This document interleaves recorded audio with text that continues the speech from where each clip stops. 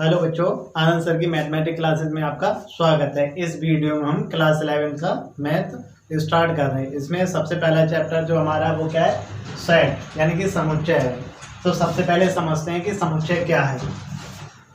समुच्चय क्या है?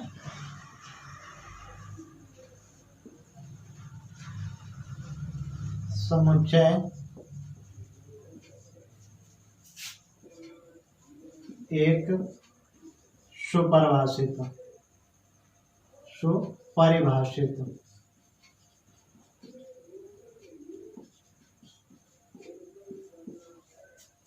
वस्तुओं का संग्रह है। मतलब क्या है? समुच्चय एक सुपरिभाषित वस्तुओं का संग्रह है। अब यहाँ पे जो सुपरिभाषित है इसका मतलब क्या है? तो सुपरिभाषित ऐसा हम कह सकते हैं कि जैसे जो डाटा, जो भी दिया गया डाटा वो एक व्यक्ति से दूसरे व्यक्ति पर पहुंचने पर परिवर्तित ना हो। तो पहले हम क्या करते हैं, इसे लिख देते हैं सुपरिभाषित को। मतलब एक व्यक्ति से दूसरे व्यक्ति तक जाने पर डाटा परिवर्तित ना हो तो उसे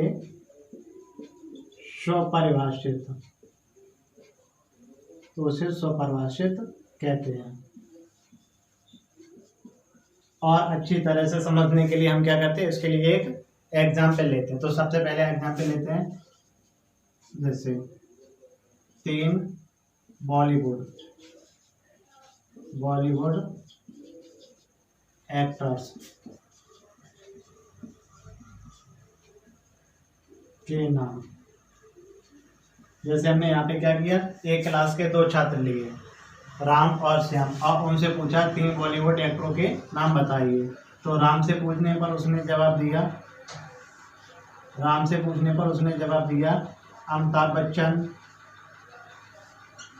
शाहरुख खान और सलमान खान। इसी तरीके से श्याम से पूछने पर उसने जवाब दिया शाहिद कपूर, अजय देवगन, संजय दत्त। तो यहाँ पे क्या हुआ, राम से श्याम पर पहुंचने पर दोनों के द्वारा जो दिया गया डाटा वो कैसा हो रहा है, परिवर्तित हो रहा है। तो यहाँ पे एक व्यक्ति से दूसरे व्यक्ति पर पहुंचने पर क्या हो रहा है, डाटा परिवर्तित हो रहा है। तो ये हमारा कैसा होगा, सुपरिभाषित नहीं होगा। तो इसी तरीके के एक दूसरा एग्जाम्पल लेते हैं, जैसे एग्जाम्पल नंबर 2। ये हमारा क्या, एक है। एग्जाम्पल नंबर 2 जैसे लेते हैं 1 से 10 के बीच विषम संख्याएं। 1 से 10 के बीच विषम संख्या। तो हमें पता है कि 1 2 3 4 5 6 7 8 9 10 ये हमारी संख्या है। इसमें से विषम संख्या कौन कौन सी होंगी, 1 होगा, 3 होगा, 5 होगा, 7 होगा, 9 होगा। तो इसी तरीके से जब हमने क्या राम से पूछा तो उसके द्वारा दिए गए संख्याओं का जो समूह है वो 1 3 5 7 9। इसी तरीके से श्याम से जब पूछा तो उसके द्वारा बताया गया डाटा वो हमारा कितना होगा, 1 3 5 7 9। तो यहाँ पे क्या हो रहा है, एक व्यक्ति से दूसरे व्यक्ति पर पहुंचने पर हमारे डाटा में कोई परिवर्तन नहीं हो रहा है। तो यहाँ पे जो दिया गया डाटा वो हमारा क्या होगा, सुपरिभाषित होगा। और जो अगर सुपरिभाषित होगा तो वो हमारा क्या कहलाएगा, समुच्चय कहलाएगा। तो ये हमारे क्या होगा, सेट या समुच्चय को प्रदर्शित करेगा। ये क्या करेगा, एक समुच्चय को प्रदर्शित करता है। इसी तरीके से एक और एग्जाम्पल लेते हैं, एग्जाम्पल नंबर 3। तो इसमें लेते हैं अंग्रेजी वर्णमाला के स्वरों का समूह। तो इसे जैसे अंग्रेजी वर्णमाला के स्वरों का समूह अगर हम राम से पूछते तो उसके द्वारा बताए गए अंग्रेजी वर्णमाला के स्वर ए ई आई ओ यू।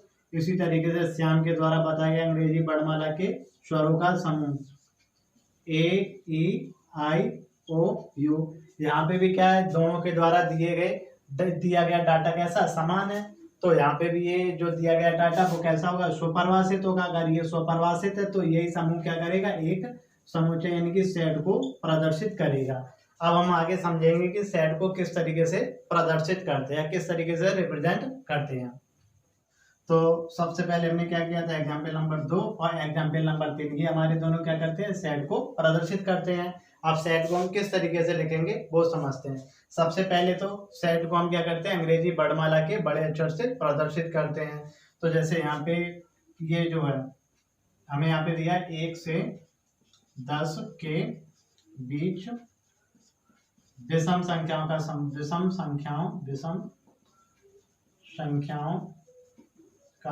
समूह।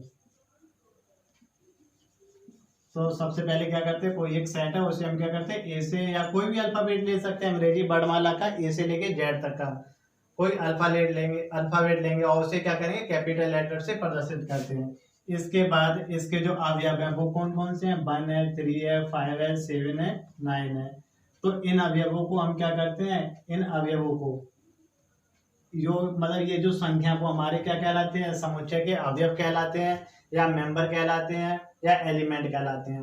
तो इन एलिमेंट को हम क्या करते हैं, एक मजले कोष्ठक में कर्ली ब्रैकेट के बीच में कोमा के द्वारा सेपरेट करके रखते हैं। जैसे 1 3 5 7 9, ये हमारा क्या कहलाएगा, एक सेट कहलाएगा। इसी तरीके से कोई दूसरा सेट, जैसे दूसरा सेट क्या, अंग्रेजी वर्णमाला के स्वरों का समूह।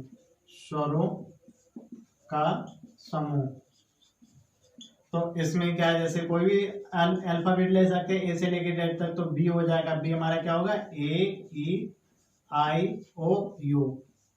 इसमें ये याद रखेंगे कि जो अंग्रेज मतलब जो एलिमेंट होते हैं, जो अवयव होते हैं, वो हमारे किससे, जो एलिमेंट या जो अवयव होते हैं उसे हम क्या करते हैं, अवयवों को स्मॉल लेटर से रिप्रेजेंट करते हैं। और जो सेट होता है या जो मतलब समुच्चय होता है उसे हम क्या करते हैं, इसे कैपिटल लेटर से प्रदर्शित करते हैं। अब हम समझेंगे समुच्चय को लिखने की विधियां। तो समुच्चय के लिखने की 2 विधियां होती हैं। समुच्चय के लिखने की विधि कितनी होती है, 2 होती है। नंबर 1 रोस्टर विधि, और इस विधि को क्या कहते हैं, तालिका विधि भी कहते हैं, तालिका विधि। और दूसरा जो है वो है समुच्चय निर्माण विधि। समुच्चय निर्माण विधि में क्या होता है, एक स्टेटमेंट या एक कोई कथन दिया जाता है, उसी की सहायता से हम क्या करते हैं, समुच्चय को बना सकते हैं। और जो तालिका विधि या रोस्टर विधि होती है, इसमें क्या होता है, इसमें जो सेट होता है उसके हम क्या करते हैं, कैपिटल लेटर से प्रदर्शित करते हैं, और उसके अवयवों को कर्ली ब्रैकेट यानी कि मजले कोष्ठक के अंदर अवयवों को कोमा लगाकर लिखते हैं। जैसे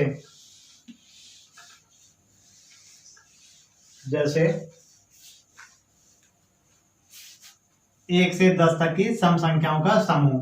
तो कोई एक हम क्या करेंगे, सेट लेंगे, जैसे 1 से 10 तक की सम संख्याओं का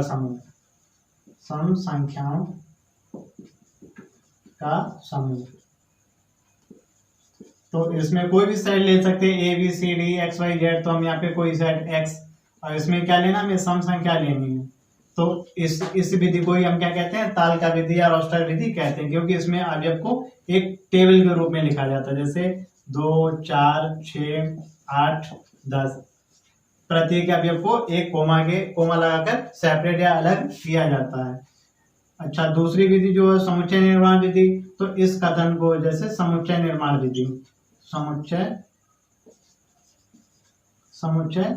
विधि, इसमें इस तरीके से लिखते हैं, समुच्चय निर्माण विधि। इसमें कोई सेट, जैसे ये x ले लिया, x equal to x such that. यहाँ पे ये 2 पॉइंट है, इसे हम क्या बोलते हैं, सच दैट बोलते हैं। x एक सम संख्या है, और जो जिसकी वैल्यू क्या है, 1 greater than x greater than 10, greater equal to 10। इस तरीके से, इसी तरीके से और भी कुछ लिख सकते हैं। जैसे दूसरा मतलब, जैसे एग्जाम्पल लेते हैं, दूसरा एग्जाम्पल लेते हैं जैसे समुच्चय निर्माण विधि का, 3 से विभाज्य संख्याओं का समूह। तो 3 से विभाज्य संख्याओं का समूह यहाँ पे इस तरीके से लिख सकते हैं। दूसरा जो एग्जाम्पल है, 3 से विभाज्य संख्याओं का समूह जो 18 से छोटी है, छोटी हो। तो यहाँ पे इस तरीके से जैसे समुच्चय निर्माण विधि में इस तरीके से लिखेंगे, समुच्चय निर्माण विधि, समुच्चय निर्माण विधि में लिखेंगे, कोई भी ले सकते letter, by equal to x such that x एक संख्या है जो 3 से भाज्य व 18 से छोटी है।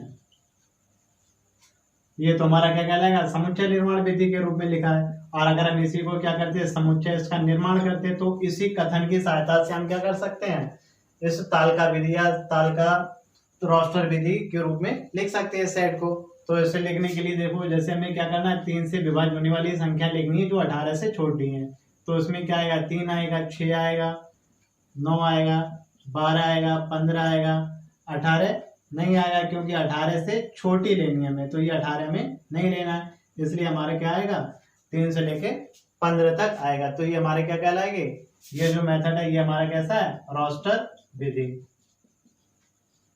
अगला पॉइंट है हमारा कॉन्सेप्ट ऑफ बिलोंग्स टू। इसे समझते हैं। तो जैसे कोई एक सेट हमने ले लिया, सेट ए मान लो ये ले लिया, AEIOU, ये किस रूप में है, तालिका या रोस्टर फॉर्म में। तो इसमें हम बिलोंग्स टू का मतलब क्या होता है, जैसे ये वाले जो AEIOU ये सभी क्या होते हैं, इसके अवयव कहलाते हैं। क्या कहलाते हैं, अवयव या एलिमेंट कहलाते हैं। और ये सभी एलिमेंट क्या है, ए के अंदर आए हैं, एक सेट ए के अंदर है ये सभी अवयव।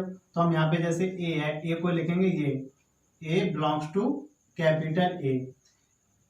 तो यहाँ पे ऐसे पढ़ेंगे क्या, A belongs to VELONGS belongs to capital A. इसी तरीके से कोई दूसरा अवयव लिया जैसे बी इस सेट के अंदर नहीं है, तो यहाँ पे लिखेंगे बी डज नॉट। इसे क्या, बिलोंग्स टू का ये चिन्ह होता है, इसके अंदर नहीं है, तो इसे क्या करेंगे, काट देंगे। और इसमें क्या ए, तो इसे क्या पढ़ेंगे, B does not belongs to A. इसी तरीके से कोई दूसरा अवयव लिया, जैसे मान लिया ए लिया, तो ए बिलोंग्स टू ए हो जाएगा। इसी तरीके से ओ लेंगे तो ओ बिलोंग्स टू कैपिटल ए हो जाएगा। और इसी तरीके से अगर हम एक्स लेंगे तो x does not belongs to A. तो ये क्या होता है, मतलब कोई भी अवयव अगर उस सेट के अंदर उपस्थित है तो हम उसे क्या कहेंगे, जैसे वह सेट से क्या करता है, बिलोंग्स करता है। इसका एक नोट पॉइंट ये है कि यदि किसी सेट में एक से अवयव उपस्थित हैं तो उन्हें क्या करते हैं, तो उन्हें बार बार नहीं लिखते हैं।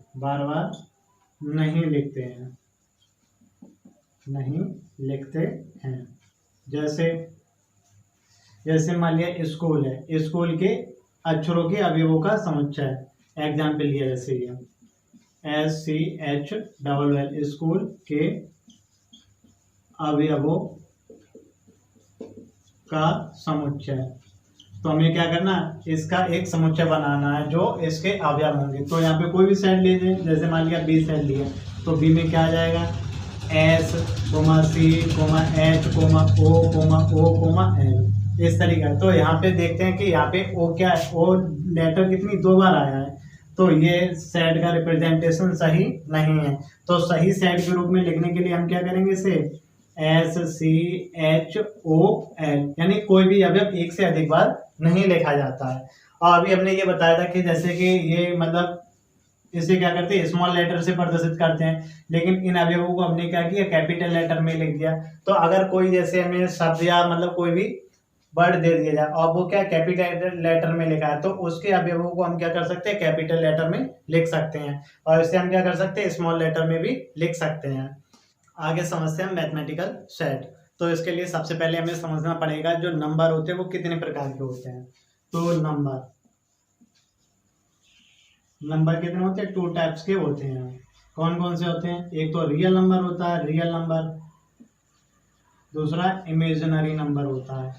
इमेजिनरी नंबर कौन सा होता है, रियल नंबर कौन सा होता है। रियल नंबर तो हम क्लास 10 में पढ़ चुके हैं, लेकिन इमेजिनरी नंबर के बारे में हम क्लास 12 में पढ़ेंगे। फिर भी हम थोड़ा बताते हैं, जैसे कि अगर कोई एक समीकरण है x² + 1 = 0, अगर हम यहाँ पे क्या करते हैं, x² निकालते हैं 1, तो x² कितना आ जाएगा, √-1। तो ये वाली जो संख्या है, मतलब अंडर रूट के अंदर अगर कोई ऋणात्मक संख्या आती है तो वह संख्या हमारी की इमेजिनरी नंबर कहलाती है।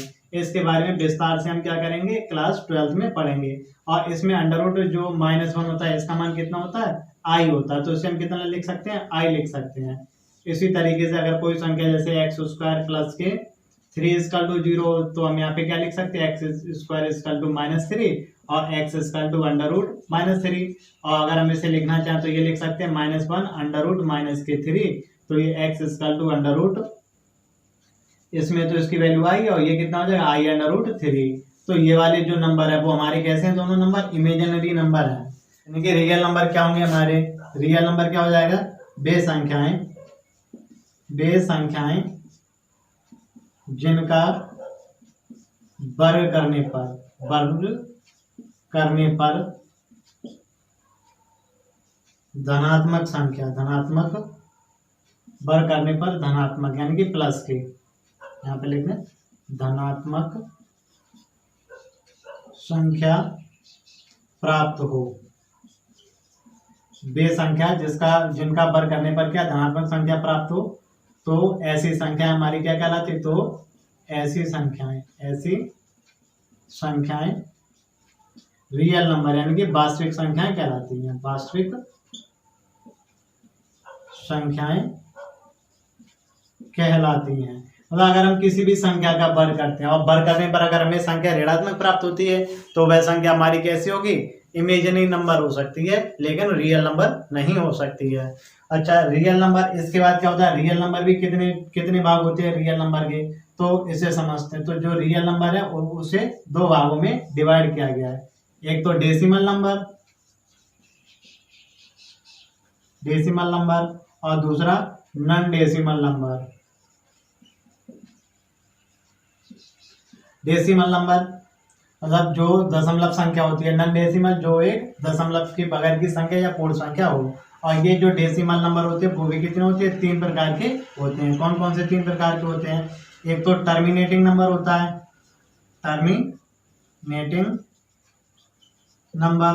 दूसरा क्या होता है, टर्मिनेटिंग नंबर क्या होता है, मतलब अगर हम किसी संख्या का डिवाइड देते हैं तो डिवाइड देने पर कुछ अंकों के बाद उसका दशमलव समाप्त हो जाता है। जैसे मान लिया 25 में हमने क्या 4 का डिवाइड दिया, तो 4 का डिवाइड देने पर क्या होगा, 4 6 24, बच्चे कितने 1 पॉइंट लगाएंगे, यहाँ पे कितना हो जाएगा 0, 4 2 8, बच्चे कितने 2 और 0 बढ़ जाएगा 4 5 20। तो इसमें क्या हुआ, दशमलव 2 अंकों के बाद या समाप्त हो गया।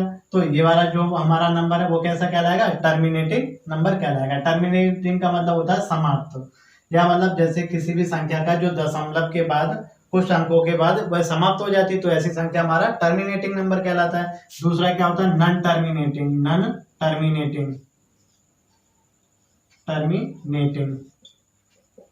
But repeating number, non terminating but repeating.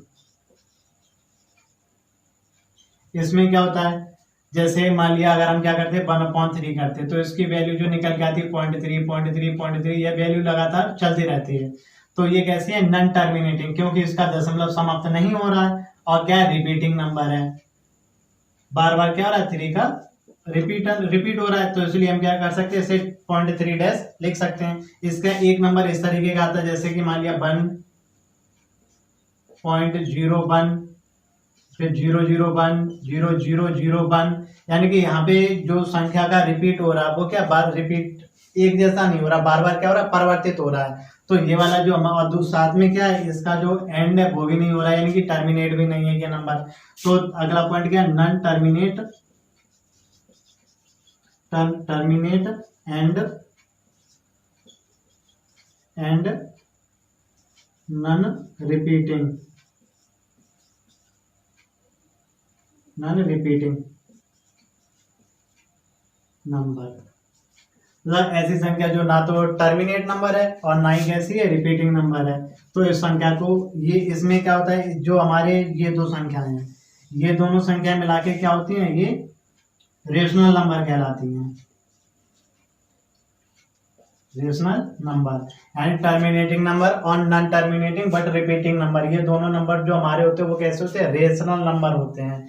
और जो non terminating and non repeating number होता है वो हमारा कैसा होता है, इरेशनल नंबर होता है, यानी कि अपरमेय संख्या। ये हमारी अपरमेय संख्या है और ये दोनों मिला के क्या होती हैं, हमारी परमेय संख्या होती हैं, परमेय संख्या। तो इस तरीके से जो हमारा रियल नंबर है दो भागों में होता है, एक तो डेसिमल नंबर होता है, जो डेसिमल नंबर है वो तीन भागों में, एक टर्मिनेटिंग नंबर, दूसरा नॉन टर्मिनेटिंग बट रिपीटिंग और तीसरा non terminating and non repeating number. तो इसमें भी क्या होता है, ये दोनों मिला के हमारे रेशनल नंबर कहलाते हैं और ये वाला जो होता है वो हमारा क्या कहलाता है, इरेशनल कहलाता है। रेशनल नंबर को हम क्या करते हैं, क्यू से प्रदर्शित करते हैं, इरेशनल नंबर को क्या करते हैं, टी या टी से प्रदर्शित करते हैं, इरेशनल नंबर को क्या करते हैं, टी से प्रदर्शित करते हैं। इसके आगे समझते हैं कि हमारा जो नॉन डेसिमल नंबर है वो कितने भागों में बटा, और इसी को हम क्या कहते हैं, मैथमेटिकल सेट। इसी के जो सेट बनते हैं वो हमारे क्या कहलाते हैं, मैथमेटिकल सेट कहलाते हैं। तो इसके लिए देखते हैं नॉन डेसिमल नंबर, यह भी क्या एक रियल नंबर का एक भाग है। तो नॉन डेसिमल नंबर में सबसे पहला हमारा क्या आता है, नेचुरल नंबर आता है। तो नेचुरल नंबर का जो सेट है, यहाँ पे क्या नॉन डेसिमल नंबर, तो इसमें क्या आता है, सबसे पहले हमारा आता है नेचुरल नंबर। जो हमारे काउंटिंग नंबर्स होते हैं वो क्या कहलाते हैं, नेचुरल नंबर 1 2 3 4। इसे हम क्या करते हैं, एन से प्रदर्शित करते हैं और इसका जो सेट बना के लिखते हैं वो हमारा क्या होता है, 1 2 3 4 5 dot dot dot dot dot. इसे क्या करते हैं कि डॉट को केवल 3 बार ही लिखते हैं, ज़्यादा नहीं लिखते हैं। इसके बाद हमारा क्या आता है, होल नंबर आता है। होल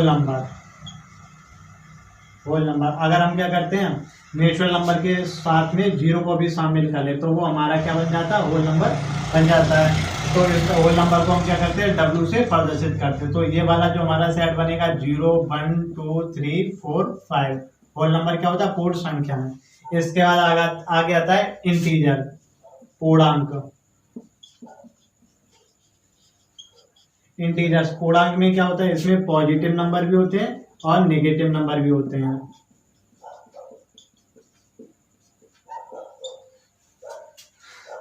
इसे क्या करते हैं, जेड से प्रदर्शित करते हैं। तो जेड में हमारा क्या आएगा, 0 1 2 3 4 आगे डॉट डॉट, और इधर भी क्या -1 -2 -3।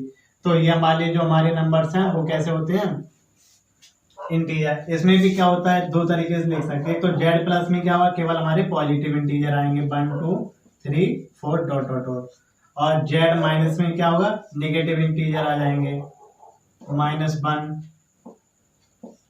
-2 -3 आगे डॉट डॉट। तो इस तरीके से ये वाले जो सेट होते हैं वो हमारे क्या कहलाते हैं, मैथमेटिकल सेट कहलाते हैं। अब हम क्या करेंगे, एक्सरसाइज पढ़ेंगे।